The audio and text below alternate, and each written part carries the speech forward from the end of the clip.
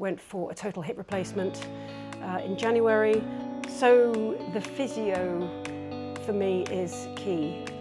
Coming twice a week, I think it's confidence to progress. I mean, you get some guidance, you get a booklet, you're told to do lots of walking, but clearly you need to continue to challenge yourself in a safe way.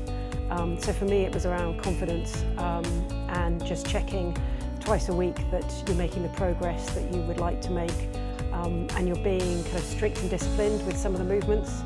So that's been fundamental. I mean, I'm at almost 12 weeks now, and yeah, still need that confidence boost almost. I mean, I'm now able to swim.